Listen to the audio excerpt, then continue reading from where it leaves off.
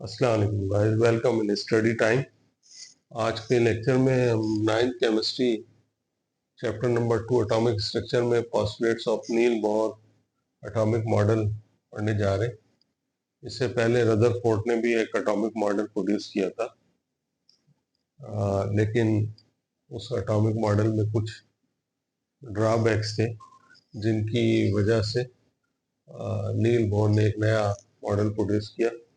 उसका basic concept ये था कि जो एटॉमिक ऑर्बिट में मूव करता है इलेक्ट्रॉन, तो एक चार्ज पार्टिकल के अराउंड अगर दूसरा चार्ज पार्टिकल मूव कर रहा हो तो क्लासिकल मैकेनिक्स ये कहती है कि वो इलेक्ट्रॉन जो है वो कंटिन्यूसली एनर्जी इमिट करेगा और एक वक्त ऐसा आएगा कि वो फॉल कर जाएगा न्यूक्लियस के अंदर, जिससे ये अंदाज़ा होता है कि एटम एक अनस्टेबल पार्टिकल है या वो किसी वक्त भी डिस्ट्रॉय हो सकता है। लेकिन ऐसा होता नहीं है, एटम एक स्टेबल पार्टिकल है।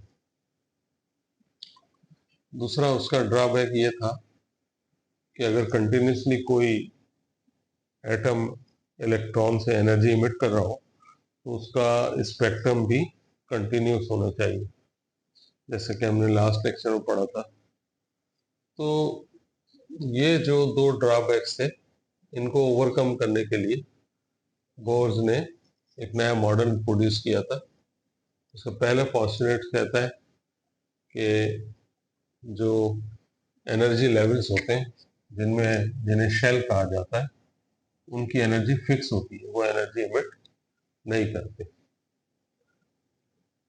इलेक्ट्रॉन जिस पर नेगेटिव चार्ज होता है वो न्यूक्लियस के अराउंड मूव कर रहा होता है जिस पर पॉजिटिव चार्ज होता है।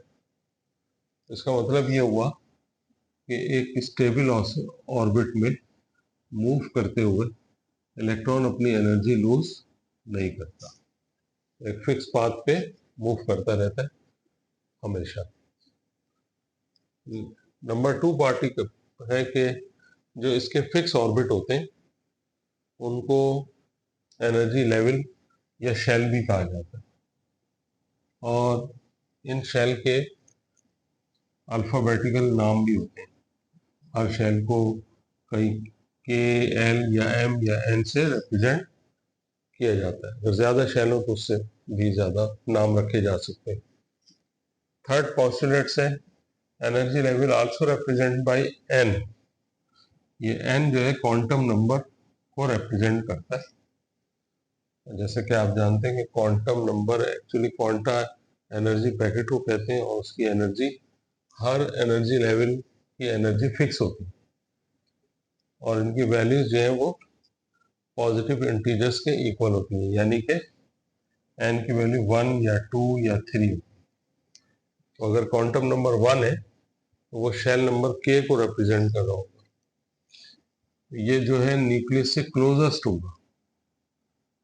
क्लोजेस्ट का मतलब ये है कि अगर इसकी एनर्जी सबसे लोएस्ट हो और इस के लिए एन की वैल्यू 1 हो, अगर नेक्स्ट शेल है तो उसके लिए एन इक्वल टू 2 होगा, उसके next shell N equal to 3 होगा। तो जिस तरह हम K shell, L shell, M shell, तो जैसे जैसे हम इस न्यूक्लियस पॉजिटिवली चार्ज न्यूक्लियस से दूर होते जाएंगे, इलेक्ट्रॉन की एनर्जी हर ऑर्बिट में चेंज होती जाएगी, और जितना ज़्यादा फासला होगा उतनी एनर्जी कम होती जाएगी। तो जितना क्लोज होगा कम होगी, और जितना दूर होगा उसकी एनर्जी ज़्यादा होगी। Now continuously move around the nucleus के अराउंड इलेक्ट्रॉन की जो मोशन है वो कंटिन्यूस होती है, उस दौरान वो एनर्जी इमिट नहीं करता। Number 5, electron jumps from low energy level to high energy level and absorb energy.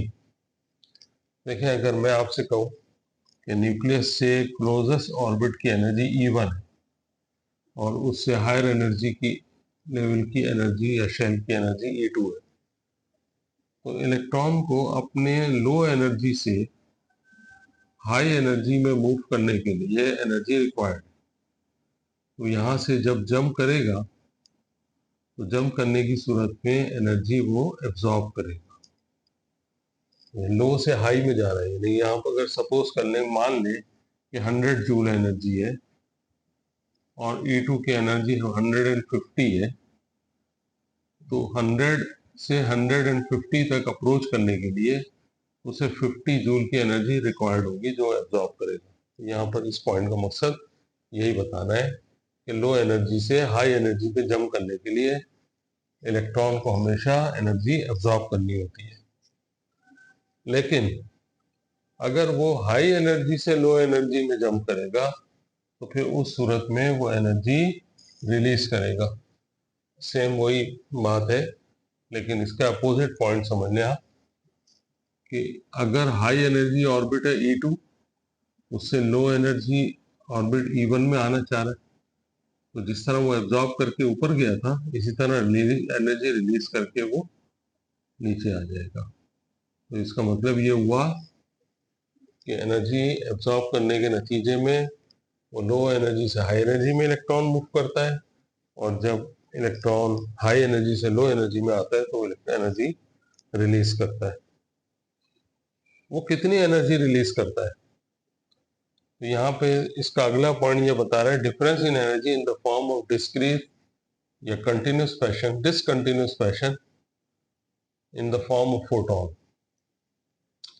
Electron कभी भी एनर्जी कंटिन्यूसली इमिट नहीं करता या एब्जॉर्ब नहीं करता, वो सिर्फ उतनी एनर्जी एब्जॉर्ब करता है जितनी एनर्जी एब्जॉर्ब करके वो उसे नेक्स्ट लेवल पर लेके जा सकता है। अगर मैं ग्राउंड पे खड़ा हूँ और मुझे फर्स्ट फ्लोर पे जाना है, तो इलेक्ट्रॉन इतनी एनर्जी एब्जॉर्ब करेगा कि वो ग्राउंड से फर्स्ट पे चला जाए या फर्स्ट से सेकंड फ्लोर पे चला जाए, लेकिन कभी ऐसा नहीं हो सकता कि वो इतनी एनर्जी एब्जॉर्ब करे कि वो बीच में दोनों के कहीं पर किसी पोजीशन पर आ जाए। तो आप जहन में रखें, या जिस तरह मैं फ्लोर पे खड़ा हूँ, अगर मुझे ऊपर जाना हो तो मैं किसी भी एनर्जी को एब्जॉर्ब करके ऊपर जा सकता हूँ, लेकिन इलेक्ट्रॉन ऐसा नहीं कर सकता। इलेक्ट्रॉन जब भी अपने से लो एनर्जी से हाई एनर्जी में जाएगा तो वो हमेशा से उतनी ही एनर्जी एब्जॉर्ब करेगा जितनी हायर लेवल की एनर्जी डिफरेंस के बराबर होगी, और ये एनर्जी जो है वो हमेशा E2 माइनस E1 के बराबर है।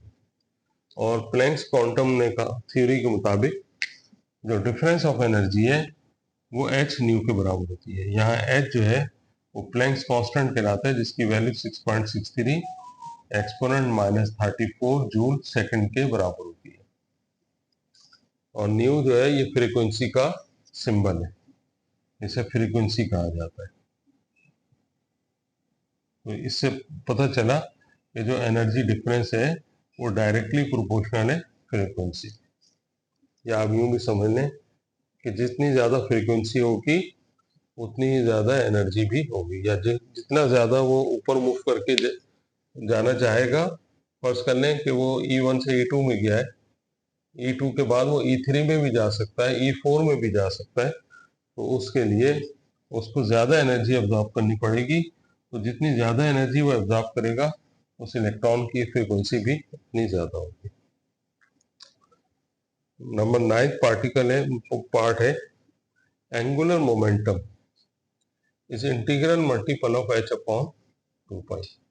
जैसे कि आप देखें कि यहाँ आपको एक अंदाज़ा हो जाएगा, जब कोई इलेक्ट्रॉन या कोई भी पार्टिकल किसी सर्किल में मूव करता है, तो सर्किल में मूव करते हुए अगर सर्किल का रेडियस r है तो उसका linear momentum mass into velocity होगा, और अगर हम उसके रेडियस से मल्टीप्लाई कर दें तो सर्कुलर मोशन के दौरान जो मोमेंटम होता है उसको कहा जाता है एंगुलर मोमेंटम।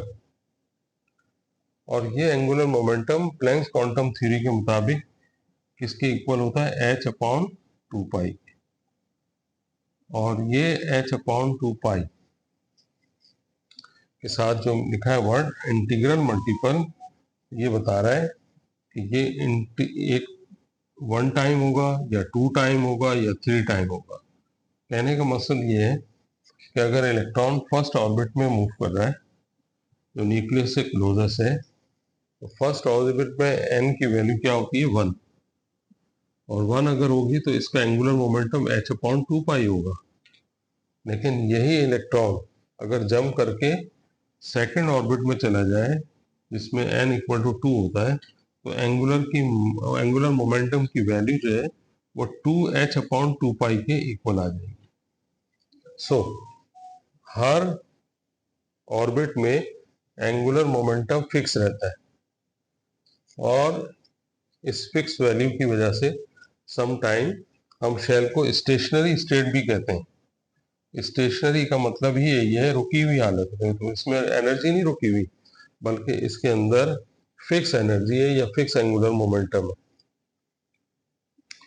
लिमिटेशन, जाहिर बात है जिस तरह रदरफोर्ड की भी कुछ लिमिटेशंस थी, इसी तरह बोर्स की भी कुछ एडवांस थ्योरीज ऐसी आई जो अभी आगे चल के आप पढ़ेंगे कि इस बोर्स के मॉडल में भी कुछ खराबियां थी, कुछ खामियां थी।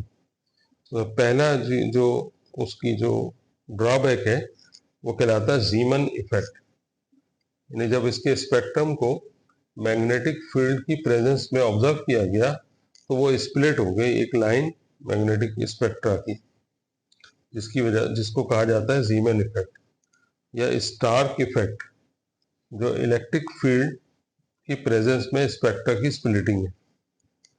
स्पेक्ट्रम क्या होता है? एक लाइन होती है एनर्जी लेवल के ऊपर। अगर मैग्नेटिक फील्ड हो या इलेक्ट्रिक फील्ड हो तो ये लाइन जो है वो 3 लाइनों या 5 लाइनों या 7 लाइनों में डिवाइड हो जाती है। अब प्रॉब्लम ये है कि अगर एनर्जी लेवल फिक्स है तो इलेक्ट्रॉन सिर्फ उतनी ही एनर्जी एब्जॉर्ब करेगा जो इस फिक्स एनर्जी लेवल तक जाने के लिए दरकार है। तो लाइन भी एक ही होती है, लेकिन जैसे ही हम इस एटम को मैग्नेटिक फील्ड या इलेक्ट्रिक फील्ड में रखते हैं तो ये लाइन डिस्ट्रीब्यूट हो जाती है, 3 लाइनों या 5 लाइनों में डिवाइड हो जाती है। इसका मतलब ये हुआ कि जो कॉन्सेप्ट है कि एक एनर्जी लेवल के बाद दूसरा और दूसरे के बाद तीसरा होता है, इसका मतलब ये हुआ 3 लाइनों का कि वो सब शेल भी होते होंगे, किसी फिक्स एनर्जी लेवल के अंदर भी कुछ शेल होंगे, सब शेल, जिसका कॉन्सेप्ट जो है वो बोर्स ने नहीं दिया था, इसीलिए इसको ड्रॉबैक कहा जाता है। इसका अगला पॉइंट कह रहा है deviate from Heisenberg uncertainty principle. ये जो फिक्स एनर्जी कॉन्सेप्ट है, हाइजेनबर्ग ने कहा था कि ड्यूल कैरेक्टरिस्टिक रखता है, ये इसकी पोजीशन और एनर्जी कांस्टेंट नहीं होती। तो इसी वजह से ये जो कॉन्सेप्ट था फिक्स एनर्जी लेवल का, ये हाइजेनबर्ग के प्रिंसिपल को क्लियर नहीं करता। लेकिन ये मैं फिर बताते जाऊं आपको कि अगर बोर्स की नॉलेज में ये कॉन्सेप्ट होते तो शायद वो उनका भी जवाब दे देता। लेकिन बोर्स के जो कॉन्सेप्ट हैं वो उसकी थ्योरी पेश करने के बाद आए, इसी वजह से ये ड्रॉबैक से ज़्यादा हम ये कह सकते हैं कि शॉर्टकमिंग्स है। ड्रॉबैक्स तो ये है कि एक फ्लॉ है, एक खामी है उसमें। लेकिन जाहिर बात है उस वक्त तक वो टेक्नोलॉजी प्रोड्यूस नहीं हुई थी, वो ये लॉज नहीं आए थे, ये इफेक्ट नहीं प्रोड्यूस हुए थे। तो जिस वक्त तक इसकी नॉलेज थी उस वक्त तक तो कम से कम ये इसकी सारी बातें सही थी। इसका लास्ट पॉइंट है he would not explain the spectra of lunar. जो बोर्स का जो एटॉमिक मॉडल है वो सिर्फ हाइड्रोजन एटम तक महदूद है या उसके स्पेक्ट्रा को ही डील करता है, या सिर्फ ऐसे आयन जिसमें सिंगल इलेक्ट्रॉन सिस्टम हो। Single electron system, single electron system क्या होंगे? जैसे मैं मिसाल देता हूँ हीलियम एटम की, इसका एटॉमिक नंबर 2 है, तो इसमें नंबर ऑफ इलेक्ट्रॉन भी 2 है। लेकिन जब इसके अंदर से एक इलेक्ट्रॉन रिमूव कर दिया जाए तो इस पर सिंगल पॉजिटिव चार्ज आ जाता है। एक इलेक्ट्रॉन रिमूव होने के बाद इस पर सिंगल पॉजिटिव चार्ज आ जाता है, तो एक ही इलेक्ट्रॉन रह गया। या लिथियम है, इसके पास 3 इलेक्ट्रॉन है, जब इससे 2 इलेक्ट्रॉनों को रिमूव कर दिया जाए तो इस पर डबल पॉजिटिव चार्ज आ जाता है। तो ऐसा कोई भी एटम जिसके अंदर एक इलेक्ट्रॉन होगा या हाइड्रोजन एटम, वही सिर्फ बोर्स थ्योरी को ओबे करेगा। जो लार्ज मॉलिक्यूल है, जिनको मैंने हैवियर लिखा है, या ये समझ लें कि लार्ज मॉलिक्यूल, लार्ज एटम्स है, लार्ज एटम्स के स्पेक्ट्रा को बोर्स थ्योरी एक्सप्लेन नहीं कर पाती। स्टूडेंट, आज बोह्स के पोस्टलेट्स और उसकी लिमिटेशन के बारे में हमने स्टडी की है। इंशाल्लाह इसको आगे हम और थ्योरीज के बारे में भी पढ़ेंगे 9 में। जब तक के लिए खुदा हाफिज। चैनल को सब्सक्राइब करें, लाइक करें और दोस्तों के साथ शेयर करना ना भूलें। अस्सलाम वालेकुम।